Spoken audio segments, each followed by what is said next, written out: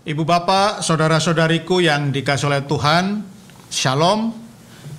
Selamat berjumpa kembali dalam Renungan Harian Katolik Paroki Tomang, Jakarta. Hari ini hari Kamis, tanggal 8 Februari tahun 2024.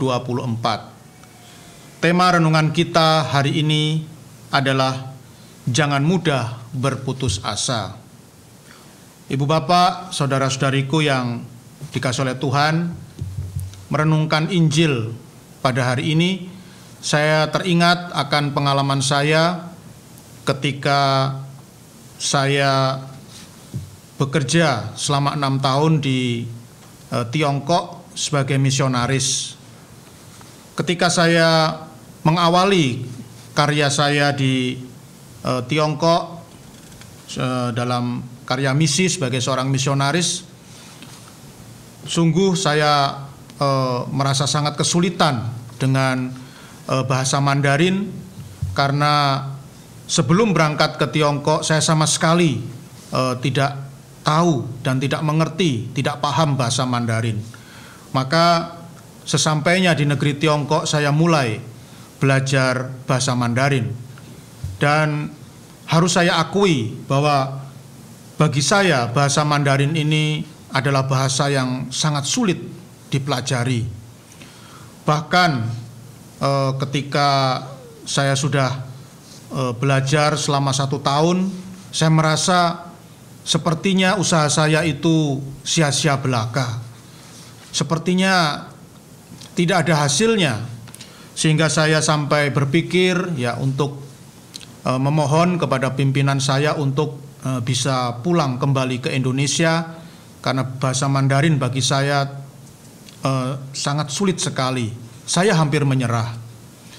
Namun dalam permenungan saya teringat dengan kaul ketaatan yang telah saya ikrarkan sebagai seorang biarawan Karmelit, di mana saya harus selalu taat mengikuti kehendak pimpinan yang kami percaya adalah kehendak Tuhan sendiri.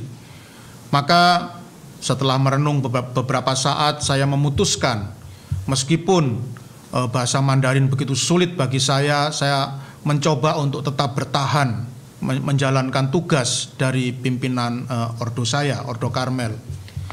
Dan ya, di tengah-tengah niat yang kuat untuk tetap bertahan itu, saya tetap berusaha untuk belajar bahasa Mandarin ini, meskipun sepertinya kemajuannya itu hanya sedikit, hampir tidak ada kemajuan dalam mempelajari bahasa Mandarin ini. Tetapi saya tetap tidak mau berputus asa.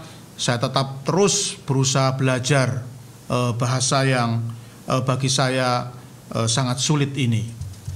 Sampai suatu ketika, kalau tidak salah itu 2 tahun jadi 2 tahun setelah saya datang di Tiongkok. Pada waktu itu saya tiba di stasiun Beijing dari perjalanan Shanghai Beijing. Jadi saya ada kegiatan di Shanghai, lalu naik kereta api pulang ke Beijing tempat saya tinggal, dan dari stasiun Beijing ke apartemen tempat saya tinggal, saya memutuskan untuk naik taksi. Dan karena sekarang zaman modern, ada Google Map, maka di tengah-tengah perjalanan saya terus melihat dan mengawasi Google Map. Maka saya tahu ketika bapak sopir taksi ini sepertinya dia sedang mempermainkan saya, sepertinya dia sedang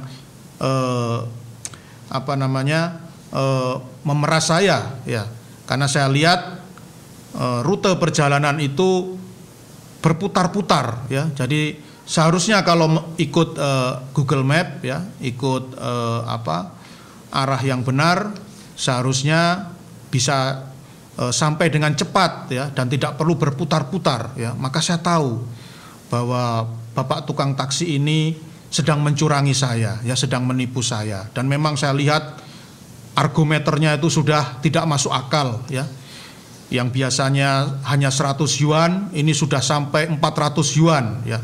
Maka saya pun tidak tahan, lalu saya meminta Bapak sopir taksi ini untuk berhenti, karena saya akan melanjutkan perjalanan dengan bis kota saja yang lebih murah ya.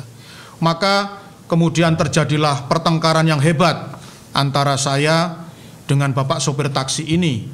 Dan tentu saja Bapak Ibu saudara-saudari, pertengkarannya tidak menggunakan bahasa Jawa, tentu saja menggunakan bahasa Mandarin. Kami bertengkar sangat hebat dengan menggunakan bahasa Mandarin. Dan akhirnya saya pun menang. Akhirnya saya berhenti di tempat itu, dan saya melanjutkan perjalanan saya dengan bis kota yang sangat murah. Sesampai di rumah, sambil makan malam sendirian, tiba-tiba saya menangis terharu ya. Saya tiba-tiba merasa sangat terharu karena pengalaman bertengkar dengan Bapak sopir taksi tadi dengan menggunakan bahasa Mandarin ya. Jadi saya tiba-tiba tersadar bahwa ternyata bahasa Mandarin saya sekarang ini sudah ya bukan hanya berkomunikasi atau ngobrol dengan orang Tiongkok, bahkan bertengkar ya. Bertengkar dengan orang Tiongkok pun saya bisa dengan menggunakan bahasa Mandarin.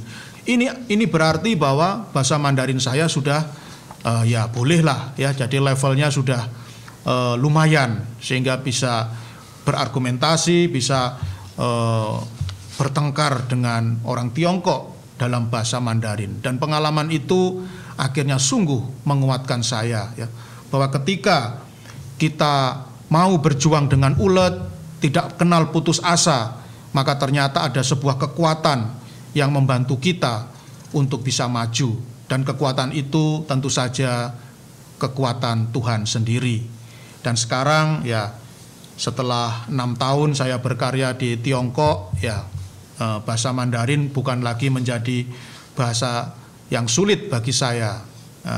Menonton sinetron Tiongkok yang berbahasa Mandarin tidak ada teksnya, itu adalah kegiatan saya setiap hari sebelum saya tidur malam.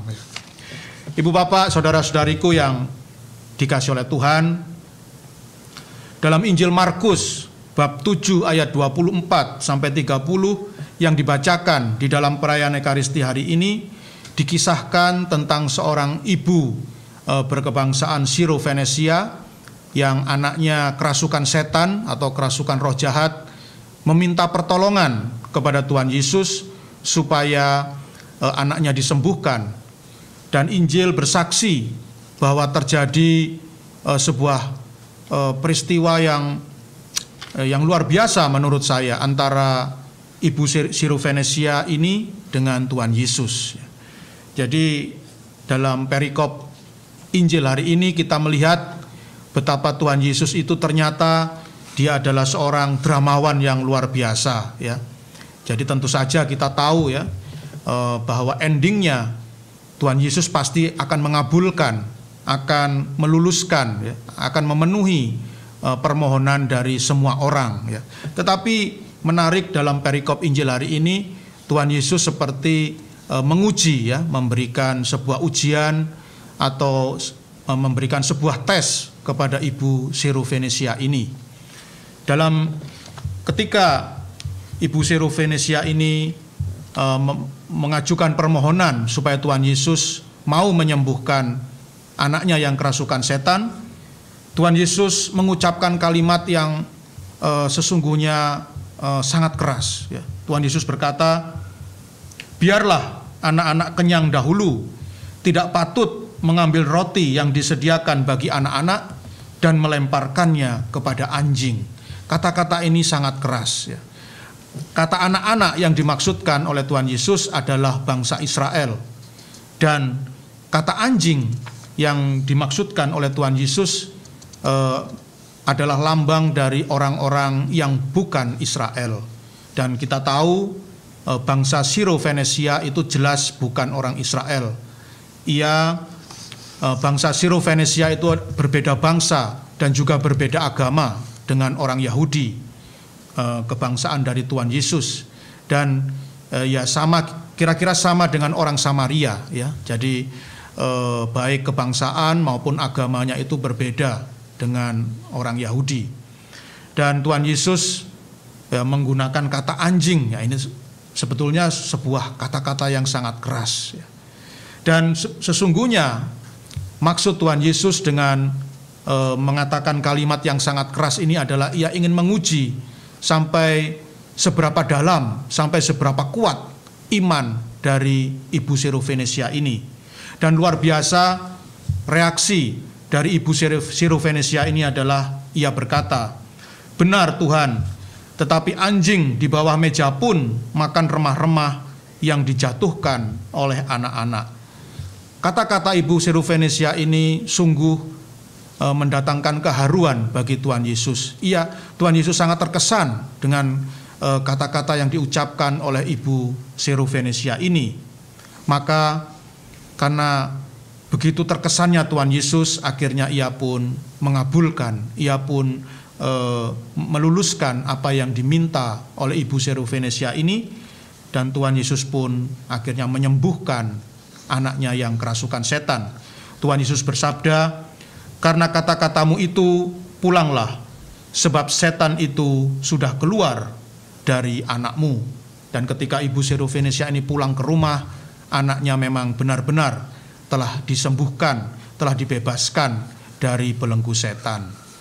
Nah, Ibu Bapak, saudara-saudariku yang dikasihi oleh Tuhan, belajar dari Ibu Sirofenesia yang ulet dan tidak mudah berputus asa ini, marilah kita juga dalam kehidupan kita juga jangan mudah menyerah di dalam kehidupan ini. Marilah kita juga bersikap seperti Ibu Sirofenesia ini yang pantang menyerah, yang ulet dalam berdoa dan tidak mudah berputus asa dalam kehidupan.